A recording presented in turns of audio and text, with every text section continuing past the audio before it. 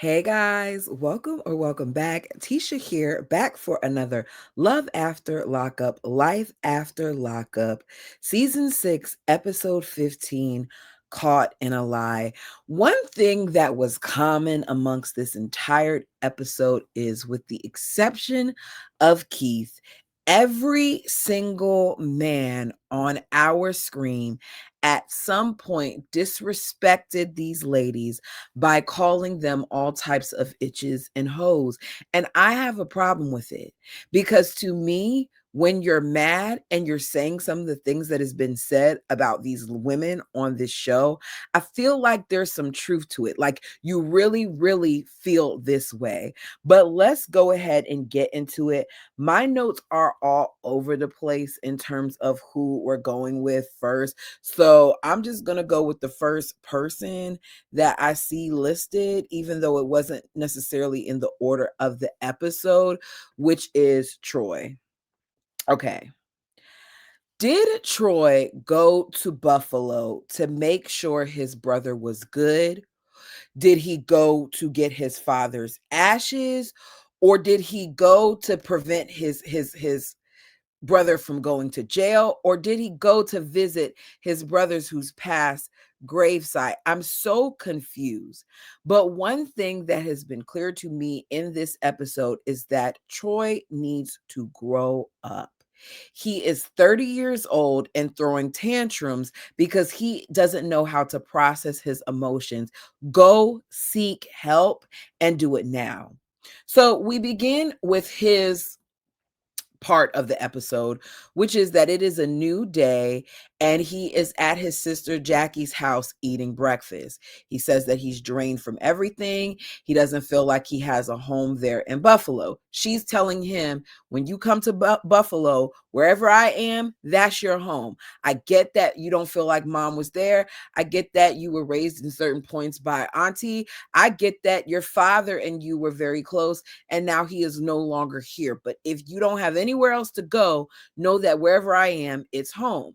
So we find out that on May 22nd, 2021, that Troy's father has passed. And he was able to go to the funeral, which a lot of people who are incarcerated aren't. But he was given the ability to go to the funeral and he had to go there in shackles. So Jackie wants him to focus on other things that he needs to fix while he's there, while he's trying to tell us that he's there to grieve.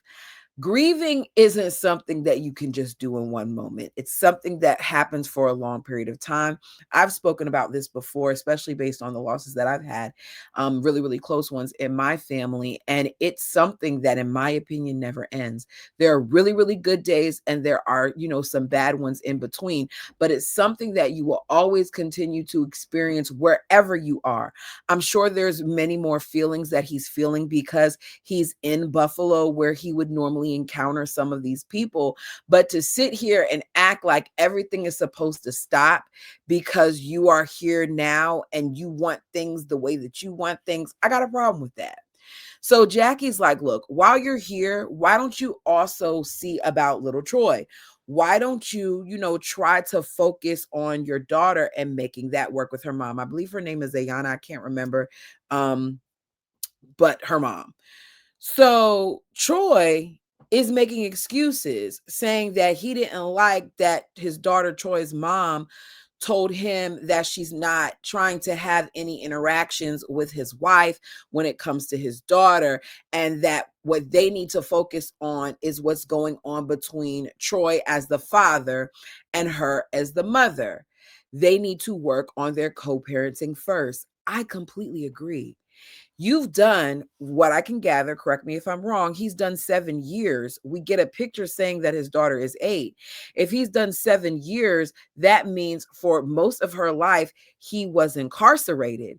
You need to build up a rapport with your daughter before you worry about trying to interject your wife, that I don't know how long they've known one another, but work on that first. I don't think she's asking for a lot. I don't think that she's asking for her daughter to get to know you and for her as the mom to get to know who you are before she puts her daughter in your hands. And it's not to say that he would do something to her, but she doesn't know the company that you keep. You got locked up. I don't recall for what, but it takes time. But Troy doesn't want to do that. He wants things on his terms and he's angry. And in my opinion, he's doing too much. I get that he has to pick up his father's ashes, but that is not an excuse for him to act like a complete jerk and take out his hurt and his anger and his frustration on the people around him. If he cares about his daughter, in my opinion, so much and he hasn't seen her in months, I would think that one of the first things that you would do once you found your brother was work on a way to see your child, even if that meant that her mother had to be there the entire time. It's what you do for your kids. I remember when I left my son's father, I took a lot of L's in terms of making sure that my son had some type of interaction with his father, going out to eat with them and doing things with them, some of which now looking back at it, I feel like I overextended myself. But this is what you do when you care about the well-being of your kids. And I don't think Troy is making this about his daughter. I think Troy is making it about Troy. But if you really, really feel like something isn't going right, if you really, really want to see your daughter, then go to court and establish some type of visitation. Pay whatever child support if you have to pay any you haven't paid. Support her. Have you sent her any money? Have you bought her any clothes? Have you taken time to get to know the things that your child does like and doesn't like? Like there's more to this than what he's saying. So back in Syracuse, Zariah is upset. I'm gonna call her Zuri. Zuri is upset. So she calls him and she's telling us that she feels like she's being shut out. Troy fills her in on everything. She feels like when it comes to his daughter, he's got to man up. Now, at first, I was with her because she's like, you got to work on this co-parenting situation, especially if you don't want to go to court. I was with her until she started talking about how he should handle things with Troy's mother. She says, tell her what it is. Tell her this is the schedule and tell her what it is. No, you don't get to tell me anything. Because as I said, for 7 years, Troy's mom was taking care of her daughter, more than likely on her own. You don't get to come in and tell me things about my child when you don't know about my child. Do you know my child's allergies? Do you know the things that my child eats? Do you know what it is that, let me not say our child has going on? Has Troy taken the time to build a relationship? So she's like, this is your choice. You made the decision to have this child and all that. All of that stuff doesn't need to be said, right? What needs to be said is be responsible, handle this co-parenting situation. And then if we have to go to court to make sure you get rights and to do the part that he needs to do as the father, then that's what we're going to do. So she says, face her, and also face the courts. That's what I got to say. So he gets off the phone, tells her he loves her. Then he tells his sister, Jackie, you call her. Call her and let her know I want to see my kid. Why is Jackie calling your daughter's mother? Do you not call her on a regular basis to talk to your child? I remember I got my son a cell phone when he was 8 so that there was no excuses as to why he wasn't being contacted. If you want to talk to your son, call or text his phone. That's what I did. So is Troy calling her on a normal basis to even talk to his daughter? Doesn't seem like it to me. Seems more like an out of sight, out of mind thing. And now you want to sit here and complain because you didn't even seem like you were worried about seeing your daughter, Troy, until your sister brought it up. So he says, if you tell her that I want to see my kid and she doesn't let her come, then she's a bitter itch. Put the B in front of it. Once again, a lot of these men use this word to describe these women that they laid with when they didn't get what they wanted. So Jackie calls. She asks her, is it all right if we get Troy today? Troy wants to see her. And she says, I don't want my daughter around that woman. Jackie's like, she's not here. And the mom, I believe her name, as I said, is Anaya. Anaya says no. From what I understand, based on some clips, because as I told you guys, I didn't watch this for several seasons, is that they did at some point try to have a co-parenting situation, but his wife kept on interjecting. You should have called her yourself. That's it with them. All right. Because they're next on my list, we're going to go ahead and talk about the triangle. The triangle is on my nerves, like completely on my nerves. Okay. So Kiana is on the phone with her boss to say that Joella has falsely accused her of doing this stuff. I don't know what to believe at this point. You all put down below what you believe, because the story has changed from it just being a thing where her tires were messed up to her stuff in her car being messed up. So was the car doors open? Did she break glass? Like, I'm confused. So she says she got a random call saying that there might be a case against her. Random, or did a detective or someone call you? I'm confused because you're not telling the whole story. So because she's not telling the whole story, the boss is like, it sounds like, his baby mama isn't going to be happy. And because she's not happy, nobody else gets to be happy.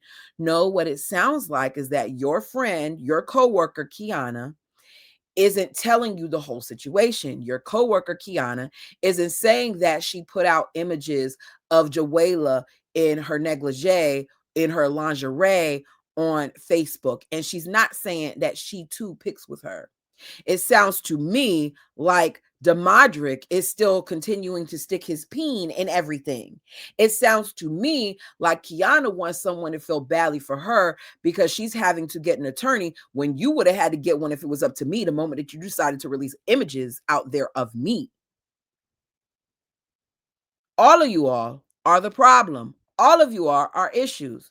So Kiana feels like Joella did this to herself because she's talking to, Demadric about it. And he's talking about how, her tires were $600 and I'm going to have to fix it. And she says those tires weren't worth $600.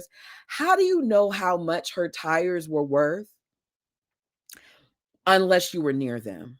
Because me personally, I can tell you, I know all four of my tires cost way more than that. I do, unfortunately. Oh, don't get me started. I haven't had to change them yet, but when I do, oh boy, I'm probably gonna have to charge it or pay a for or something because it's gonna cost some money. I know my man's car, one of his tires is over $800 and something for one tire. So you can't say how much her tires are because you don't know. But apparently she was close enough that she does, which is why I think she has something to do with it. So she's mad, right? She feels like Joella is messing with their future. And Demadric wants to pay for the tires. And Kiana doesn't want him to pay for the tires. And she's acting like she doesn't understand why he would pay for those tires. Probably because he thinks that you did it. So we got that going on there. Elsewhere, we got Joella getting ready for her son DJ6's birthday. At one point, they referred to one of the kids there as Demadric's stepson. I'm confused. Are all three of the kids that she has with him or not? I don't know. The way that they worded that was kind of funky. So she's getting ready over there while Kiana is at her house with all these cupcakes, putting sprinkles on them that she got for this young man's birthday party. So her son is begging her to let them go to the party, and her answer is no. She thinks the compromise is by her letting the young man come to their house and they can have pizza and stuff like that. So she wants to invite them over and do something over there. I agree with that at first. Problem is that that's easy to say before all this other stuff has happened, because now Kiana has disrespected Joella so much that isn't really realistic to think that Joella would be okay with her son being around a woman who has disrespected her and released images of her. I don't think so. So we see that Joella is going to do mini golf and bumper cars for her son. Now, I don't understand this thing really. It doesn't look like a party per se, because a lot of people weren't there, and she got there with the kids and started doing stuff before anybody else arrived. So Demadrick doesn't have a car, right? He's getting dropped off by Kiana to this party.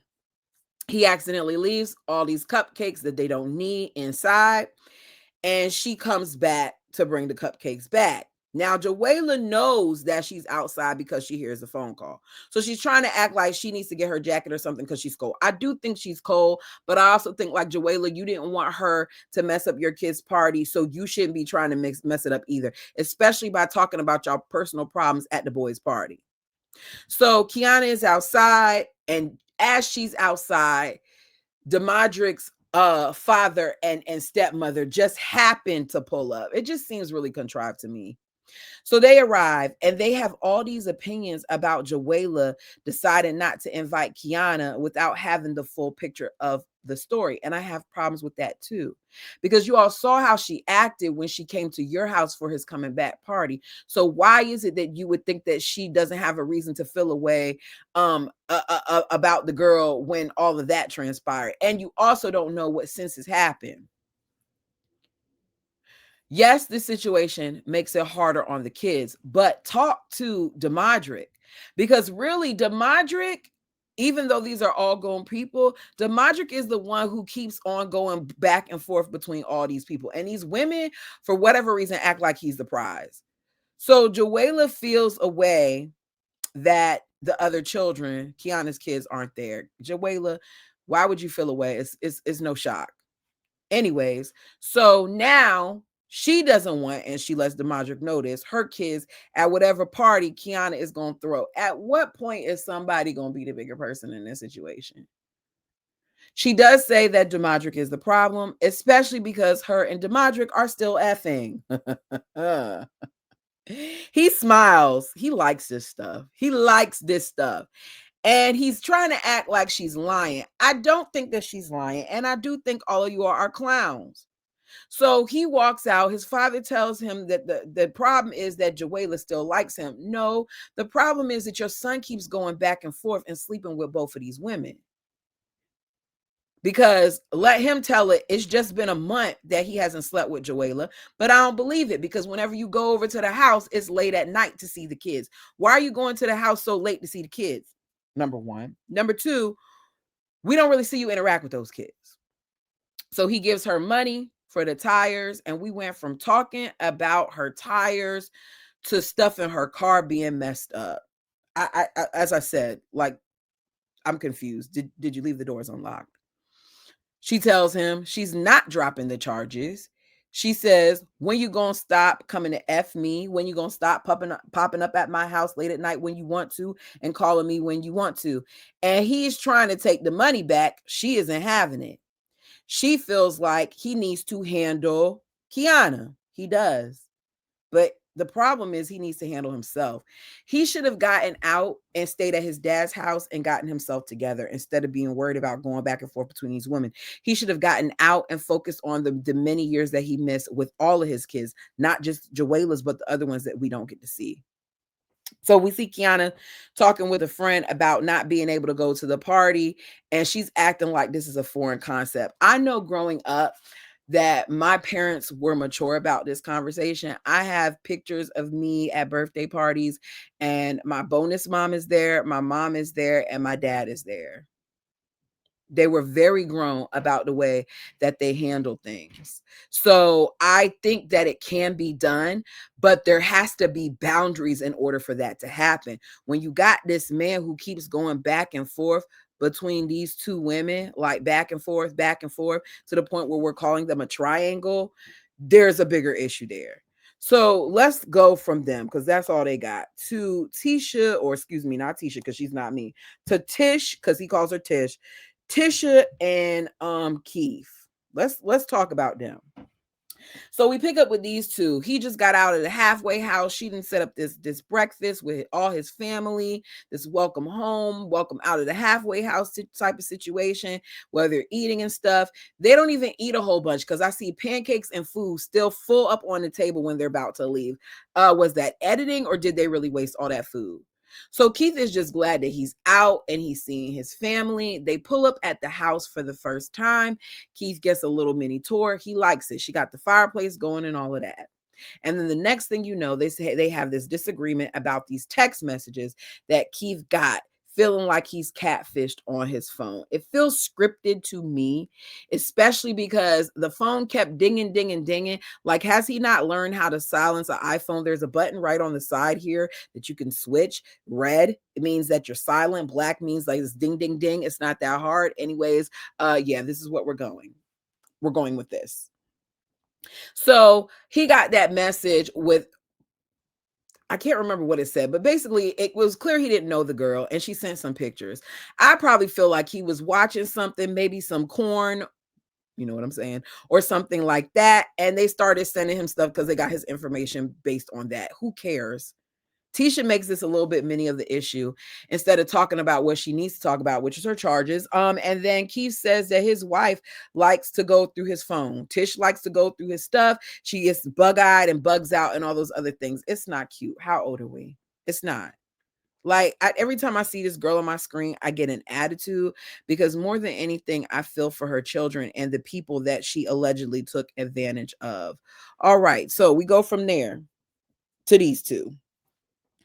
Courtney has been looked out for yet again by Mark. This time it's with a roof over her head by way of his friend Tashay. She has a home, looks like it's a family home because there's pictures lined up all on the wall that are blurred out. She's getting a room fully furnished for $600 a month, which saves her over like almost $200. So Will lets her know that he's already spoken with a divorce attorney because he calls her and he will be sending her some paperwork and then they can be done with each other. For whatever reason, she is trying to drag this out, even though we know that she's clearly been messing around with other people. After all, we saw her kiss the girl on the lips the last episode and be like, oops, I didn't know that it was there. And the girl later on tells her she loves her as she's dropping her off, right? She wants to talk about things that she gotta get off her chest rather than getting this divorce, like all the lies he told her and the ring being fake. And he claims it's real, that he got it online, paid $10,000 for it, and he didn't get any paperwork. But if she's saying that they're saying it's fake, he can get an insurance claim. It doesn't make sense to me. If you go to the mall, you see, I don't know, 2, 3, 4, 5 different ways to get a ring. Why would you go online to get said ring when you could just go into a store to verify? And then when you got the ring, the first thing I would have done was take it to a jeweler to see whether or not it's real, the same way she took it to the pawn shop. So he's pissed that she isn't trying to sign the papers. He's yelling in the car, spit flying from his mouth while he's talking. Some point she hangs up on him and he calls her what? The magic word that we heard all throughout this episode with men, a itch. The way these people disrespect each other is crazy. The way that they can't find other ways to describe how they feel about being upset with their partner other than itch bothers me. So Will later heads to Portland. He shows up at Courtney's because he has her location, asks her to sign these papers. She's worried about the wrong stuff, like how it was that he got there. And then she rips up the papers and tells him to shove it. She doesn't want to give him what he wants because she's mad. These two are on my nerves. I'm over the sugar daddy talk, and I'm over hearing about how they don't talk. I'm over her saying that she wanted a chance when clearly you don't know what you want. If you're later saying you don't know who you are, you don't know how to love and all these other things, then I don't think the right thing for you to do was to get married. I'm just saying. That's my opinion. Tell me yours. So they're outside in the rain at Tashay's house yelling at each other. And now all of a sudden, y'all are acting like you care. I said, okay, so we're going to drag this story on some more, I guess. And I think, is this the final couple, which really didn't have much go? No, this isn't the final. How could I think of that? We got to get to Brooke. We're going to get there. So we got Bianca and Daniel. Now, Daniel is at the bar with the boys. He's ready to celebrate because he didn't get locked up from that theft charge he had. He has to pay every month a set amount of dollars for his restitution and do community service. He's lying and telling the guys that he hasn't drank in 5 years when we know that he had a lapse. He orders a Long Island, and his friends are glad that he orders a drink. Telling him that it's just one day shouldn't turn into multiple days. He admits to us that he's had a problem with drinking and he struggled with various things all his life. He downs a drink like it's nothing. One of his friends says, it's never just one. And then he proceeds to say after that, but he needed it. Just a whole bunch of people that aren't really looking out for this young man, even though he's grown and he makes his own decisions. I personally wouldn't be sitting there watching my friend that's an alcoholic go down this path. So Bianca keeps on calling. She's not answering. He's ignoring her. She decides to show up at the bar because he's back home. She sees his location. He tells her he needed space in front of all these people. He's 31. He can drink when he wants to. She's like, how much did you have to drink? He says he had 2 shots and 2 beers. I guess he forgot about the Long Island, which means he actually had 5 drinks. His friends are okay with it because she's like, are you guys okay with this? And they're like, yeah, he's grown. He can make his own choices.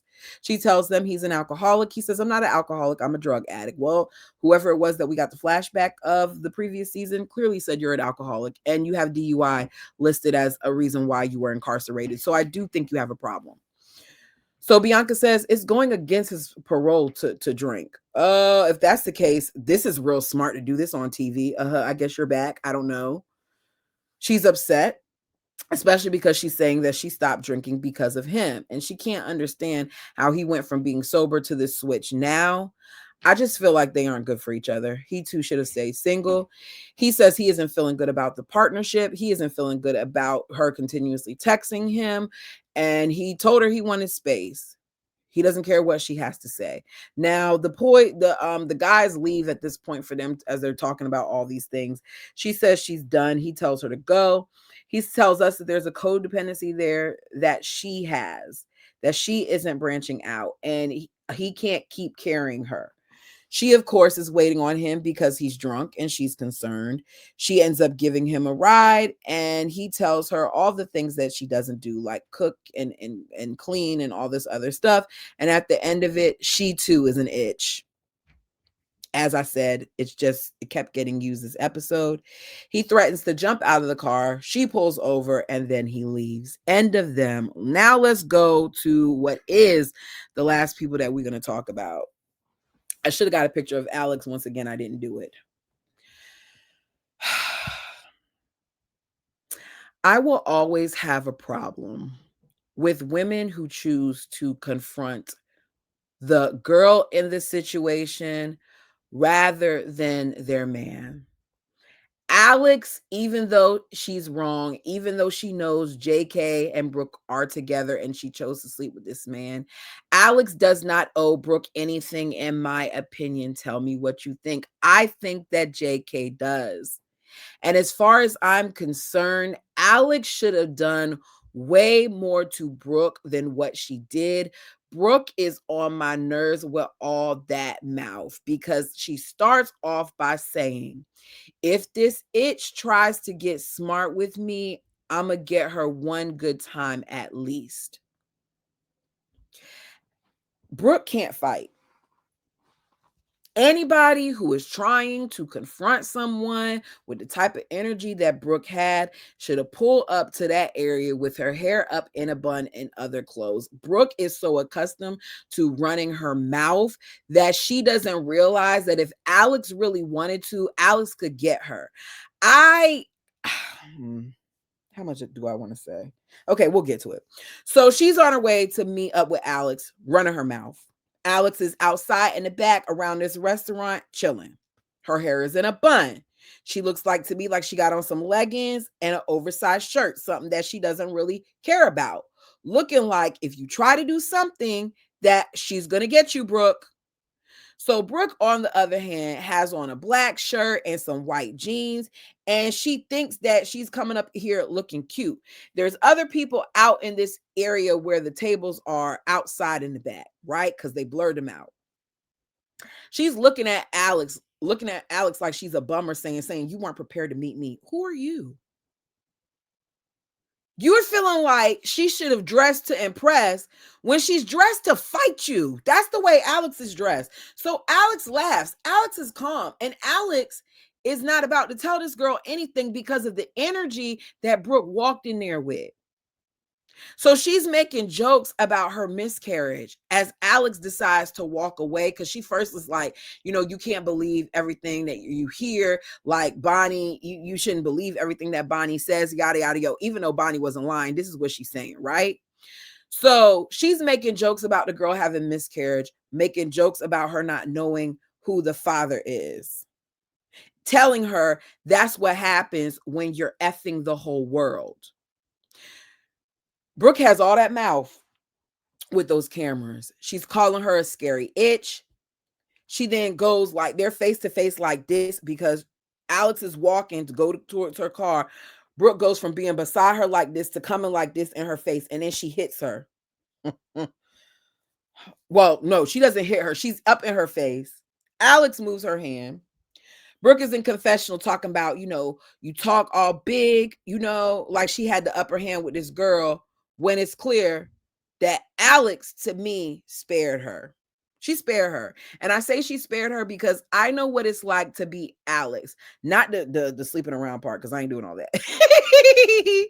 I'm talking about how you're trying to avoid this situation, but you have somebody who keeps pulling you in there, keeps pulling you in there.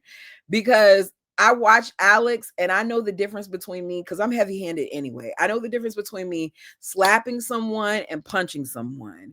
And I remember many, many years ago, we're talking well over 10 years ago, when two of my friends were going back and forth and I tried to stop the situation and I got in the middle of it and one of my friends hit me and I still tried to stop the situation and then she hit me again and I had to give her the business. And I didn't, I still in that moment was holding back because I know me, right?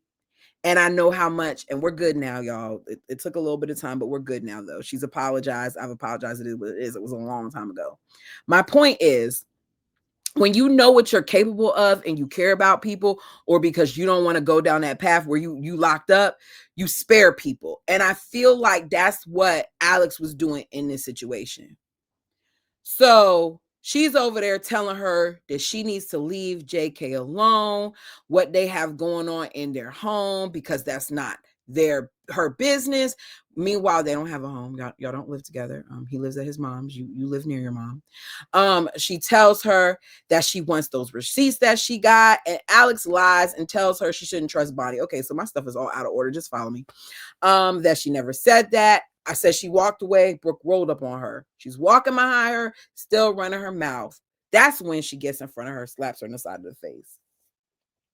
Alex slaps her and then does what most women do, takes that other hand and grabs her by the hair.